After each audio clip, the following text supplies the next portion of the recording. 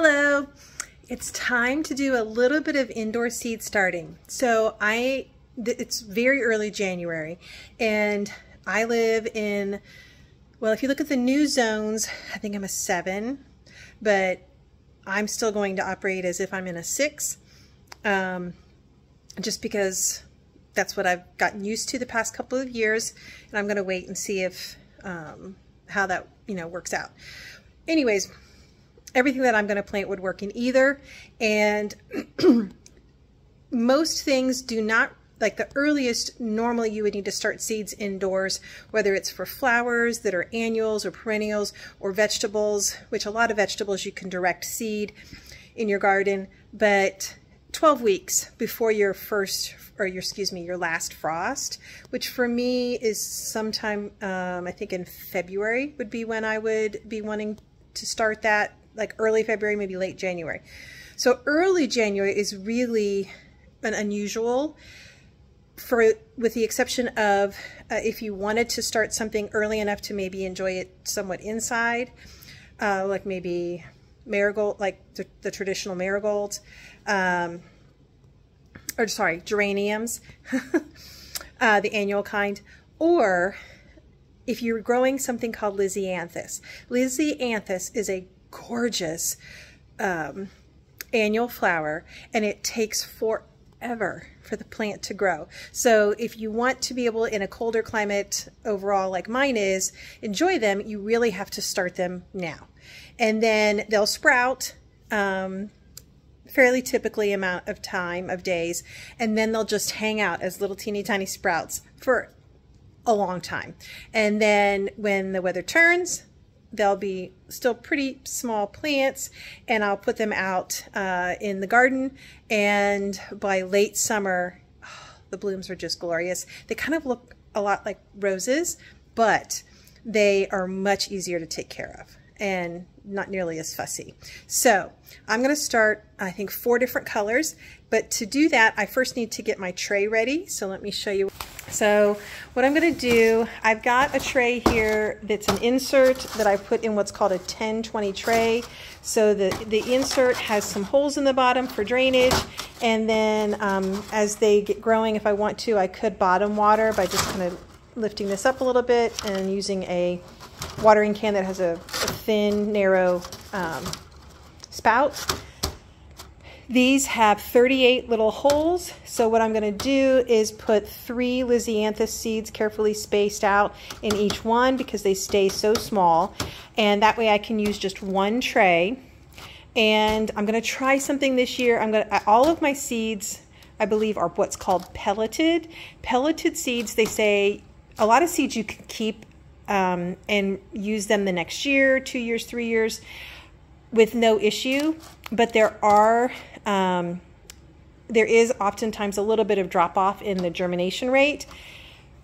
Pelleted seeds, it's even worse. They say really they don't have much use past about a year, but I'm going to try and see if I can use the ones I've got this year, save around half of them to try next year. Even if I have a lower germination rate, it saves me from buying seeds again next year for that particular plant. So we'll see what happens. So that's what's going to, so Lisianthus will go in here, 4 different colors. I've got my tray where I just finished my last couple pots for winter sowing. You can see there's water in here, which I do on purpose because I want to make sure my soil that's going out for the winter sown things is fully dampened and got a good amount of moisture in it to start them off. And by seeing this, that tells me I also had good drainage. So I'm going to dump some seed starting mix. So definitely when you're starting indoors, you want to use something called seed starting mix. And I'm using this one from the same company that I got my potting soil. It's what I used the past couple years. I know it works well. I know it's a good quality seed starting mix. So I'm going to dump some in here, and then I'm going to add enough water until it will hold together but does not drip too much. You don't want to start your seed starting mix off like brownie batter, like you do your winter sowing dirt mix. So let me get that in there, and then I'll show you what it looks like, and then I'll fill these up, take it inside, put my seeds, and then I'll show you the last steps once I'm back inside. All right, so you can see that I can hold this in my fist and kind of squeeze, and it will hold together. That is what we want. And I saved a little bit out to show you how it's much fluffier. It's very, it's a little bit lighter in color and very fluffy when it first comes out of the bag. And that's what you want, because we want, as it cycles through being damp and then starts to dry a little bit, it will have a more, a less dense texture for the new little baby seedlings to be able to push their roots through. But when it, when we keep appropriate moisture levels, it will provide the plants what it needs to be able to grow. I thought I would show you just a little bit of the process of putting the dirt in here. I just take big handfuls and dump it across the top and let as much go in there as can. And it's kind of messy, but that's okay. Sorry about that. And once I get kind of that on there, then I go through and kind of tamp with my fingers like this. I want the dirt to be close to the top and with no air pockets. So I just gently give it a little tamp, and that way, like here, I can see that one needs a lot more. So I'll just go through and I'll dump the dampened mix on top and go through and kind of tamp it down and make sure I'm getting rid of the air pockets, and then fill in where needed. All right, well, I will see you once I've got this all done and I'm back in the house ready to put the seeds. Hi again. So I'm inside now. I've got my tray all filled up and tamped down so that there's no air holes. I've got my seeds. So let me show you. Pelleted seeds are kind of exactly what they sound like. I'll try to show you in the package first. So you can see, let me see if the camera will adjust. They're in there and they look like little teeny tiny beads. That's because they've literally put something around each seed, because the seeds are so small. It helps with being able to see them, to plant them, to know that you've planted them in a particular spot. It makes them easier to handle. So it can be a really helpful thing, especially when you have teensy tiny little seeds. However, as I mentioned, they say that it only gives you, it does not allow you to save the seeds over multiple years. So there's supposed to be 100 in here. I don't know, that doesn't look like 100 to me, but I guess it could be. What I'm going to do, this one I have more seeds of. This is the Lisianthus white. And these I got from a company that I hadn't tried before, but I think I've heard good things. It's called Outside Pride. I like their seed packets for the most part. They've got a picture usually. They've got some good information here. And on a lot of the seed packets, not quite all of them I noticed, but on a lot of them they have some really helpful suggestions or directions on the back, as well as just some information. I noticed that it says 3 to 4 seeds per plant. I don't know if that's because the germination rate to guarantee that you get a plant in each spot where you sow the seeds, or I'm not sure. That's my guess. But it includes, important things to know as you're planting, like how far apart to plant them, how much sun the plant's going to need, etc. So I got white ones from them. It's called Sapphire White. See, look how, don't they look like roses? Oh, they're just so pretty. Anyway, so I've got those. I'm going to do 2 rows of those, of the shorter rows. The way this tray is arranged, there's a total of 38 spots. But 3 of the rows have 1 extra because they did sort of this offset thing to get more in the tray, but they're still a pretty nice size. Probably will not have to do anything with these seedlings as far as moving them up to a larger pot before I plant them outside. So that's one thing I really like about these. And then I have 3 packs from Johnny's Seeds, which is, I've used lots of things from them. They were a really good company, high quality seeds.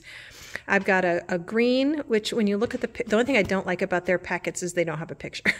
But you can look it up on the internet. This is called green, although it's a very subtle green. It looked like it'll be a really pretty contrast with some of the other colors in the flower garden that I'm going to do this year. And then this is a red. It turns out to be I did some of these last year. It's a really pretty red color. And then this is called First Love, and these have just a hint of color to them that is like this blush kind of color, I believe, if I'm remembering correctly. And oh, so pretty. So really looking forward to having these again this year. So, and as you can see here, it says the days are 140 to 150. So that's like a lot of, it's like 5 months. So that's why we start them now. So these will each get one of the longer rows, and I'm going to put 3 seeds per. So I'm going to get that done. Then I'm going to sprinkle some vermiculite over the top, and I'll come back when I've got that done to show you how I finish it off and put it under the grow lights. All right, I've got all the seeds in here. You can see some of them are yellow, so they're real easy to see on top of the dirt.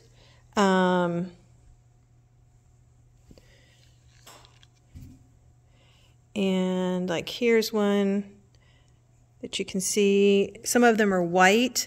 Those still show up because of their shape, even though there's probably perlite in the mix, which is the little white flecks. Because these are perfectly round, you can see them. So that makes them super easy to know where you've got them. One thing that I found that makes it the easiest is I dump a few out in my hand, and I hold my hand like this with just a little bit of a depression in the middle. And then I use 2 fingers with the other hand, and I try to only pick up 2 or 3 seeds at a time, and I pinch them like this with my first finger and my thumb, and then I just open my fingers up like this, but just far enough to release 1 seed.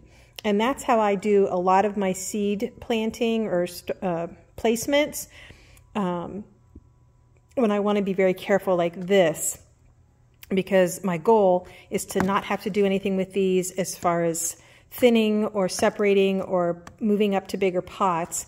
I want to be able to just leave them in here, take them out when it's time to plant, and just kind of pull the 3 seedlings apart, because these will stay fairly small all the way until it's time to plant them outside.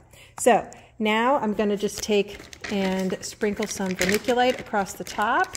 And vermiculite is it's actually a type of some sort of mineral that's been ground up, and it improves, as like this says, it helps improve drainage and aeration. And when you're starting things inside, it really does help manage the water level, the dampness level of your seed trays, and it can help cut down on algae. Now, I have still had, pardon my arm there, where I've had some algae growth on some of the seed trays that I've started, but I think it would have been much worse. And I think the other thing is I didn't have an understanding of how much humidity a bunch of trays, when you've got several trays going under grow lights, that's creating a certain level of heat. It's creating a certain level of humidity, and I didn't realize, I think, until last year when I did a lot more trays, I actually could walk in, and even though the room that they're in is a really large open space, I could feel a difference and smell a difference in the humidity level in that room. So I'm going to try something this year. I bought a small dehumidifier, and I'm going to set it up once I get going and get several trays. I'm going to set it up in the space where I've got all the trays and see if that helps manage that. So next I'm going to put this over top. It's called a humidity dome, and these happen to have little vents that can be adjusted if it gets too humid inside. But one other thing I need to do is I am going to get a mister and just gently mist the top of this to help everything settle on the top. Make sure the seeds are well set. Then I'll put this on top of the whole tray. By the way, I got the These trays and inserts and humidity domes all came from a website called Greenhouse Megastore. Great website, has lots of good stuff, pretty reasonable for people who are just maybe starting out. I know there are other companies like Bootstrap Farmer and several others that have maybe trays and things that are much, much sturdier. And even this company has some that are much sturdier. I ordered a few more this year that I just got what they call their heavy duty, but then they have an extra heavy duty and I think like a mega heavy duty. But the extra heavy duty have worked just fine for me this past year, and it was what I could afford. So that's a good resource. But anyway, so this will then go on the stand that I have. It's nothing fancy. It's just one of those basic wire stands. And then I got some grow lights from Amazon that I have attached with the zip ties that they came with. I'll stick that tray here. This is the only tray I've got going right now, so the other lights have been disconnected. And I've got this on a timer so that it will automatically come on every morning about 5 and stay on until about 10 so that they're getting plenty of sun. Well, light. And that's it. Hopefully in another week or so, I'll have some little sprouts. And then hopefully this summer, I'll have some beautiful Lisianthus blooms. Thanks for joining me here today in Aunt Susan's garden.